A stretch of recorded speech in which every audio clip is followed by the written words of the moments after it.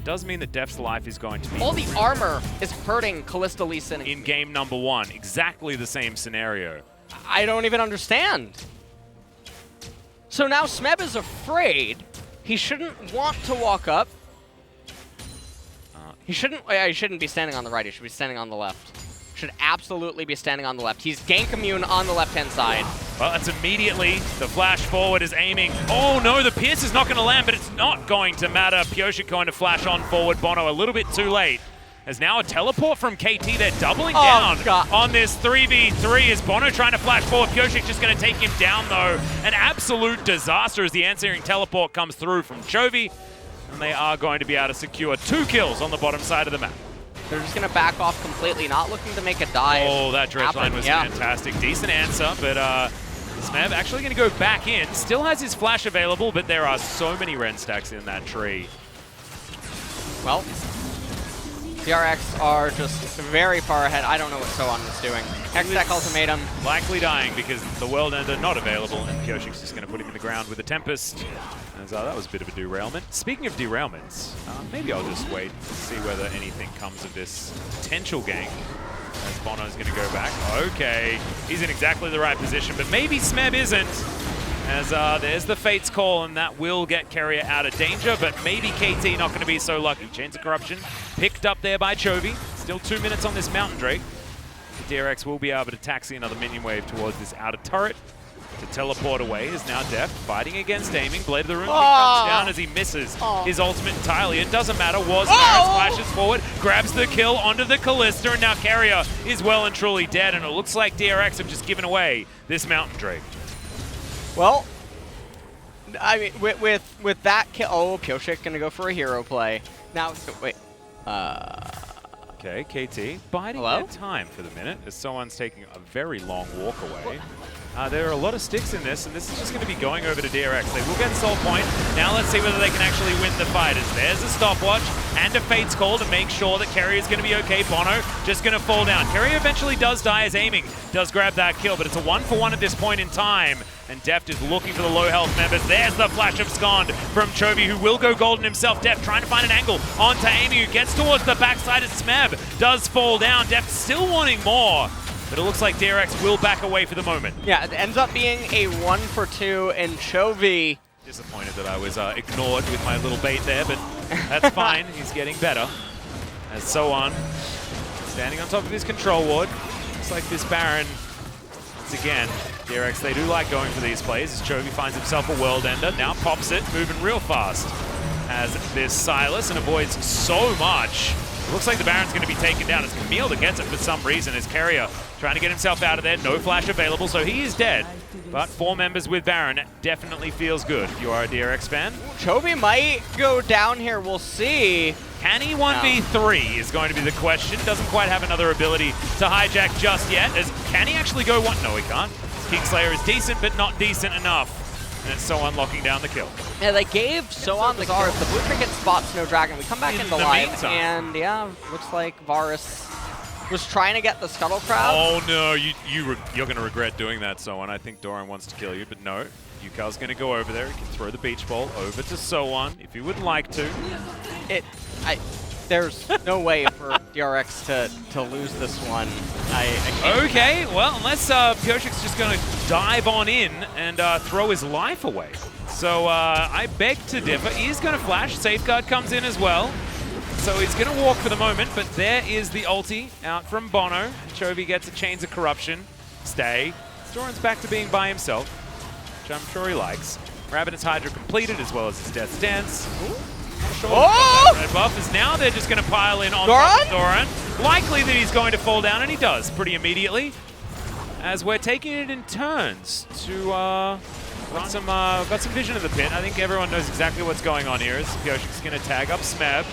Chovy wants to get in here as well. So likely to be a 50-50 as Pyosik remains over the wall. Massive 4-man knockup with that depth charge. Just look at the AoE. It's now Pyosik looking to try and get in amongst it. Gets the kickback. Doesn't land the knockup onto aiming though, who's kiting so beautifully. But now Chovy will find the backline. That is just a casual Q. It's going to be able to lock down that kill, and Deft grabs it in the end with the Ren stacks. And now Soan 1 versus 3 is not going to do it. Doran throws his life away, and it's all a bait as he teleports bottom lane and knocks down the inhibitor turret from 1 head to 5. That's what we just witnessed. Yes, quite, Atlas. I really like how astute you did just put it. It was all actually a cruel ploy by Doran. It was. Yeah. To get caught out, he knew in that moment that the sequence of events that just unfolded would happen. Yeah. Oh yes, oh yes. Have you seen Inspector Gadget? Do you remember that show?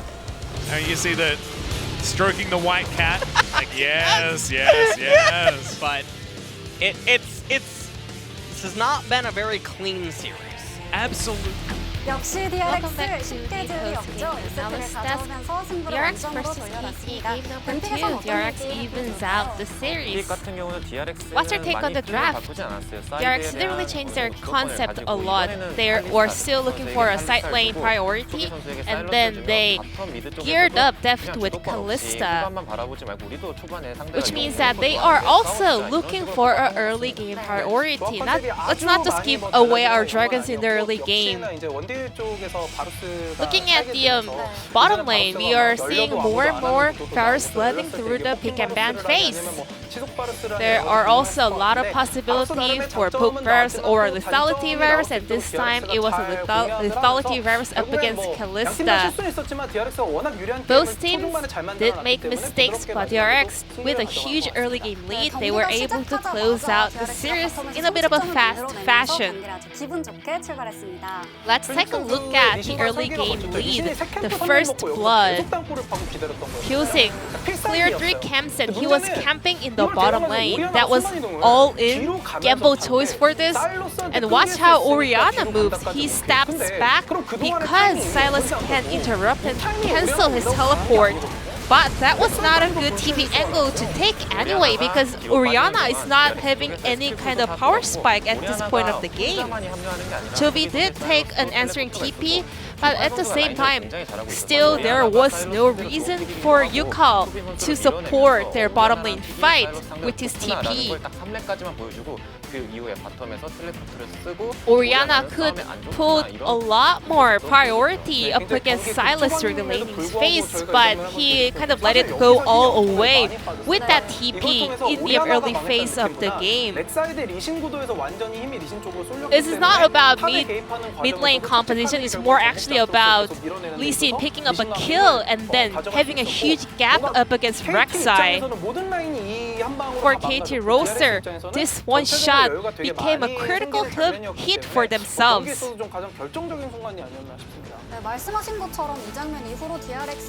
As he mentioned, yes, DRX with this early game gap, they were able to snowball down through the rift. However, we also had a very fantastic super play from Amy. Look at his itemization, played up the Ruin King completed, and also a Ninja Tabi. This is a very strong power spike for 1v1, and then that sick fade away shoot picked up the solo kill onto Deft. Well, because they had a lot of information about the positioning of the other players, Aiming was having a better edge for that solo kill angle, and Deft could have been a little bit more cautious about his position because a lot of DRX players they were trying to get more visions around the river. DRX was looking for the later phase of the game. However, Aiming didn't let them go through like that. He just went in with his first item and picked up a solo kill, but anyways, DRX was able to close out the game with their early game lead, regardless of the solo kill. Then let's check out the player of the game on the side of DRX. 저희는 생각이 일치했거든요. Pyosik and Lee Sin, well, Peter and Lyra, they had the same votes, but not sure whether they both voted for Pyosik, but that's a cool pose, you know, showing the Lee Sin pose just like he did in the last time ceremony. 컴퓨터 앞에서 세레모니가 아니라 이제 메인 스테이지로 Now- 가가지고 인터뷰를 하면서 할 수 있을 것 같아요. This is the first time actually for Pusick to pick up the POG for the split, which was also on our match point today. That early game gank actually ended the game for KT Roaster, and also, especially for Rek'Sai in the bottom lane. In the middle of the game, he got cut out in the mid lane, and that was a blunder for Pusick. And that could actually put a break on his scaling, but he was able to kind of even out his blunder with Dora, and he also being cut out in the enemy jungle. 상대가 렉사를 가져가면서 어느 정도 매치업을 We had a very split vote here, but Pusick won 2 of the 3 casting votes for this POG, ended up being the POG of game number 2. 분석 데스크 정글 As Victoria said, 다른 안으로 붙는 거죠. analysts voted for Pusick and secured his POG. 리신으로 끌고 갔던 게 맞아요. 네. 네, 그리고 Lee Sin 실수 자체도 was the 혼자 driving 한번하기보다는 force 카미랑 같이 for DRX to 아웃사이드 accelerate 잘라버리는 거였기 때문에 down the rift. 충분히 받을 만한 경기였던 것 같습니다. Pusick definitely deserves this POG, and let's move on to the decider game, DRX versus KT, and let's find out who the final winner of the series.